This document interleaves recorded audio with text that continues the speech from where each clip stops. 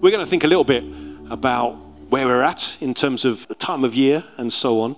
To help us do that this morning, just want to start off with a Bible passage, which is from John's Gospel, chapter 9. And it's a story of the way Jesus healed a particular fella. So we'll have a look on the screens at this particular Bible story.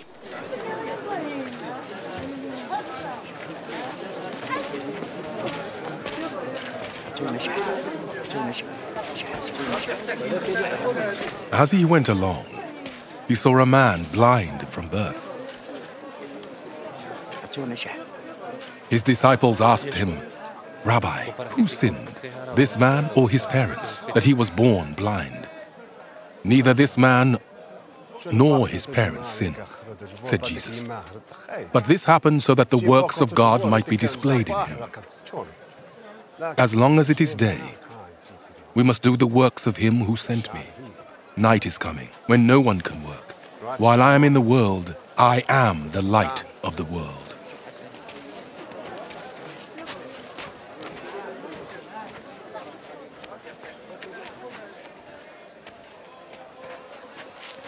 After saying this, he spat on the ground, made some mud with the saliva, and put it on the man's eyes.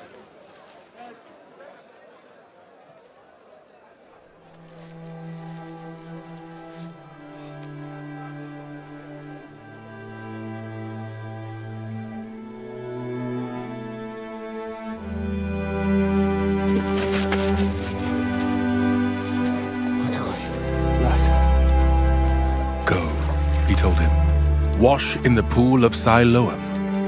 This word means sent. So the man went and washed.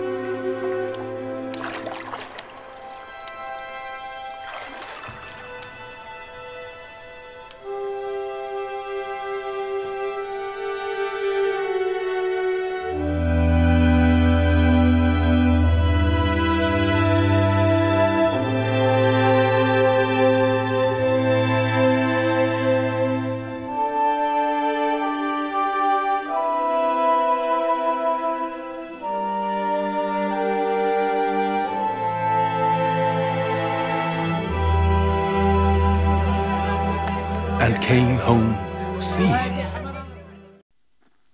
So, just a few thoughts on this. It's a cracking little story where Jesus heals the sight of a man born blind. And generally in the gospel accounts, the stories of Jesus' life, we're told of a few times when Jesus heals blind people. But he seems to do it in slightly different ways each time. So, for example, in another gospel, in Luke chapter 18, we're told about a blind man who's begging by the roadside just outside the city of Jericho. As Jesus approaches, the man shouts out for Jesus to heal him, and he does. We're told this. It says, Jesus said to him, "Receive your sight. Your faith has healed you." And immediately he received his sight and followed Jesus, praising God. So it's a spectacular relatively straightforward healing, it seems, for Jesus. Jesus simply says the word and it happens. This guy can see again. Well, there's another story, this time set in the town of Bethsaida up north, where a blind man is brought by his friends to Jesus in the hope that he can be healed. Again, we're told this time, Jesus took the blind man by the hand and led him outside the village. When he'd spit on the man's eyes and put his hands on him, Jesus asked, "Do you see anything?" He looked up and said, "I see people. They look like trees walking around." Once more, Jesus put his hands on the man's eyes. Then his eyes were opened, his sight was restored, and he saw everything clearly. So in this instance, again, a little bit different, instead of just saying the word, Jesus spits on the man's eyes. We don't know why. Presumably it was to help him wipe off perhaps some of the crust that might have formed around this blind man's eyelids. I kind of imagine it like my mum used to do, sort of spit on her hanky when I was a little kid and sort of wipe my face and so on. I don't know if Jesus had a hanky on him, but you never know. Something like that perhaps. This time, though, The man is healed, we're told, in a couple of stages. First, sort of blurred vision, this seeing people like trees walking, and then he sees everything clearly. A metaphor perhaps for the way God opens our eyes in stages perhaps to the full extent of his love for us. But then, to go back to the story that we saw at the beginning, we get this third healing of a blind man. This time not set in Jericho or Bethsaida, but in Jerusalem. And as we saw, it's a time when Jesus makes mud out of spit and dirt, and he puts it on the man's eyes. He then sends him to go and wash in a public pool in Jerusalem called the Pool of Siloam. So why the difference here, do you think? Why the difference for this particular healing with the muddy man's eyes? I mean, we've seen Jesus heal others in more immediate ways or without asking them to go and wash mud off their eyes. So why might Jesus ask this man in particular to go and wash at the pool in order to see? Well, in looking for clues why this one might be a bit different, it seems that the unique factor in the healing of this man in Jerusalem is that unlike the others that Jesus healed, this man, we're told, has been born blind. It's not that his sight has faded over the years or he's suddenly lost it. No, he's never had it. And that means that his perception of himself and the world around him is going to be severely limited. He'll have no idea about colours, no idea about perspective or distances, of light and dark. He'll have no idea of what trees or animals or even people really look like. And that, I'd suggest, is significant because part of Jesus' compassion, part of his desire for anyone he heals, I would say part of his desire for each of us, is that we would be able to appreciate the world and our place in it more fully, that we would understand God and therefore understand ourselves in relation to God better. Jesus opens people's eyes, whether literally or spiritually, to the wonder of God's love for them in the world. Now, how might that best play out for a man born blind, though? Well, if we think about it, when Jesus sends this man to wash his eyes in the water, what's the first thing that this blind man is going to see?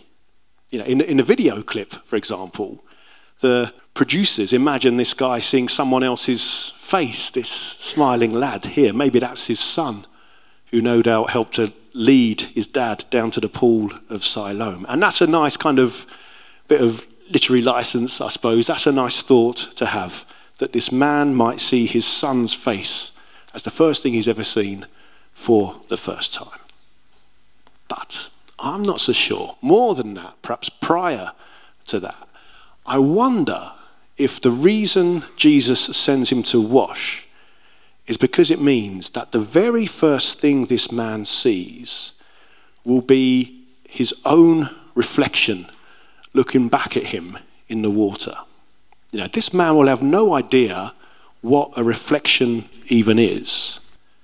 And so maybe Jesus wants the first thing this man sees reflected to be his own face, to be able to marvel who he is at the gift of life that God has given him.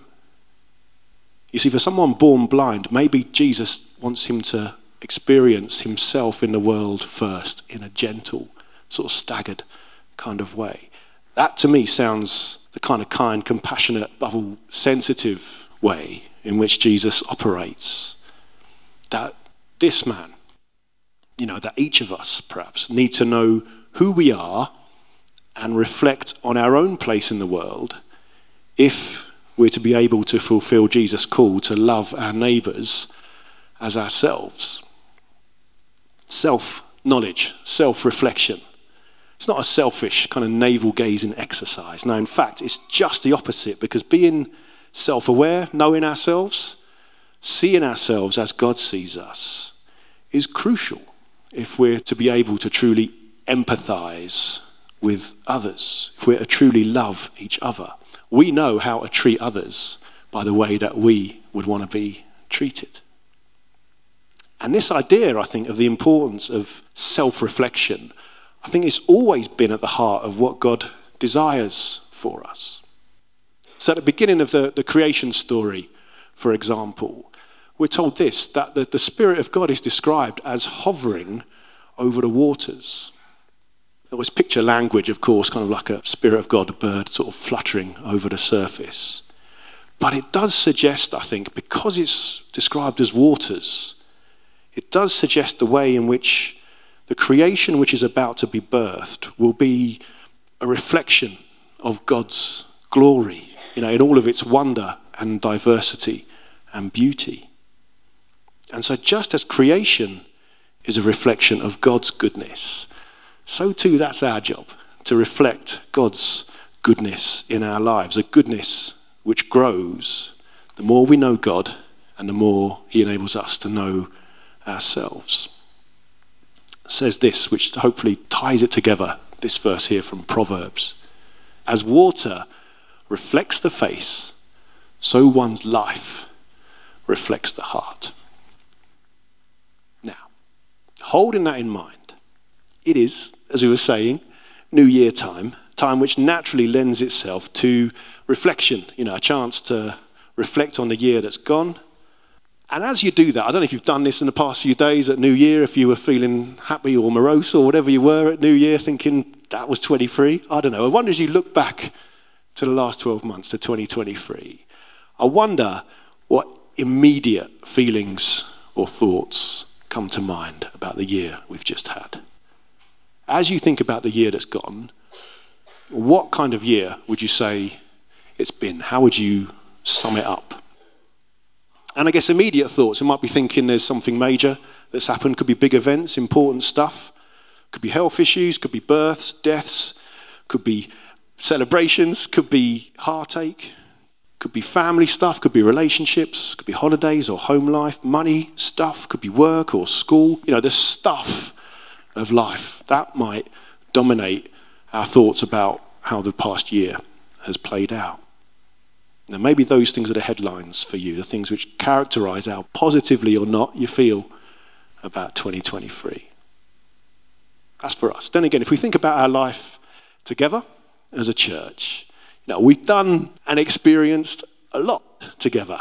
So we've had plenty of good times of friendship and fellowship together. We've had numerous new groups that have started and established groups which continue to go well. We've installed a new kitchen. We've had a new website. We've employed a new caretaker. We've had big community events, both in the summer and then more recently in the winter. We've spent time on Sundays and online exploring various topics to do with our faith. We've worshipped, we've prayed, we've sung, we've served, we've shared and we've celebrated, we've baptized and we've grieved. We've had people join us, we've had people leave, but overall we've grown in number, which is encouraging. So each year I have to do the stats, kind of like an annual return to the diocese to say how many people we are. And just to let you know, because this is interesting, I think. So we've had 12% more adults on a Sunday on average, 25% more adults on a Monday at our service, Monday morning on average. And we've had 35% more children on a Sunday year on year than in 2022, which is really encouraging. And it's a credit to you and the love and the welcome which is on offer. But then, of course, while all that we do collectively and together is important and is designed in all sorts of ways to feed our faith and our sense of community, I know church life is just a fraction of our lives as individuals. And so perhaps as we look deepest within, not about perhaps the stuff of life, not even perhaps about the communal stuff of life, I wonder what you might reflect on in terms of your character and your conduct over the last year. What have you learned about yourself in the last 12 months? How have you grown, or you been more generous with the way you are, the way you treat people? How have you become more gracious, perhaps? Equally, how might you have struggled? What kind of frustrations with not quite putting it into practice might you have had? Who have you opened up to? Who have you been honest with? Who have you shared with? Equally, who have you listened to? Who have you supported? And then perhaps most profoundly, how's our understanding of God changed in these past 12 months? Has our faith grown? Has the way we pray, has that changed a bit? How's our head, how's our heart doing with God? How might we have shared some of the good news of Jesus with those we live alongside, whether that's in the way we live practically or with what we might have said or prayed? Lots to reflect on as we go a bit deeper in terms of our sort of inner being. And as we've seen from that story, as we've seen from God's ways in the world, I think reflection is an important, even vital part of what it means to be us. So, to help us do that this morning, because everyone reflects in different ways, we've tended to do this each year for a while now as a church, but you'll hopefully have found on your seat, or if you've bunged it on the floor, a piece of paper and an envelope and a pen on your chair. So I'd like you to get hold of those. But when you've got your piece of card and your pen, what I'd like us to do, please, on one side of the card is to write 2023 on the top of it, the year, 2023. And then, just for a few minutes in the quiet, this is a solo act and no one's going to see what you write unless you're taking a sneaky peek over your neighbour's shoulder or whatever. What I'd like us to do, if you'd like to, is to jot down on that 2023 side reflections, your reflections of the last year.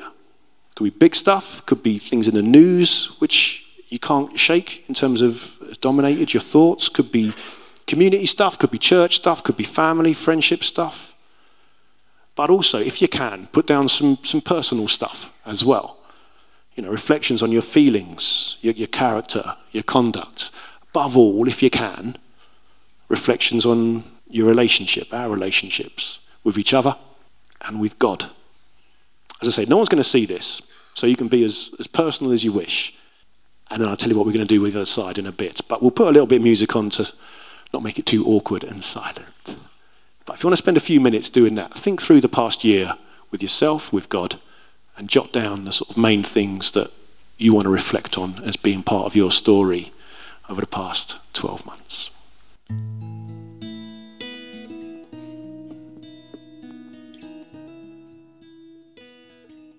I know some may have written 2 or 3 words, some will be writing half a novel with their jottings. That's okay, that's okay. You can always continue to fill things in later if you've got more that you want to jot down. But I guess the flip side and the fruit perhaps of reflection is to use that knowledge of where we've been as a pit stop or as a foundation even for the journey ahead. And so with 2023 behind us, and looking forward into this year, 2024, I wonder for you, as you look ahead, what might be your hopes for the coming year? What might your prayers be? What are you excited about the next 12 months to come? What are you optimistic about? But equally, what are you fearful about? What are you apprehensive for? What might you say you need more of in the coming year? What might you think, actually, I need to let go of that. I need to put that down. Maybe you might want to consider for the year ahead what clarity or guidance you'd like to receive from God. Equally, what bits of your character, your conduct, do you perhaps want to ask God to help you to be formed, to be more like Jesus in? Who or what would you like to make more of a priority of over these coming 12 months? And so, the obvious thing, you want to flip the paper over onto the other blank side, and you want to write 2024 on the top of that side, please. And then when you're ready, do you want to jot down a few thoughts about the year that is to come? your hopes, your concerns, your aspirations perhaps, your prayers on that side. And we'll put the music on and then we'll conclude that in a few minutes.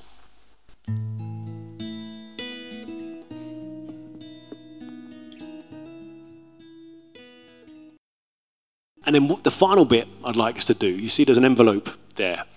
Do you want to fold up your bit of paper, pop that in the envelope, and then write your name on the front of the envelope. And then if you can seal it up, please. Some relief from some quarters. If you seal it up, put your name on the front, seal it up, pop in your pocket, pop in your bag, take it home, and then hide it for a year. Okay, hide it for a year. Stick it in a drawer, stick it in the cupboard, don't look at it for a year.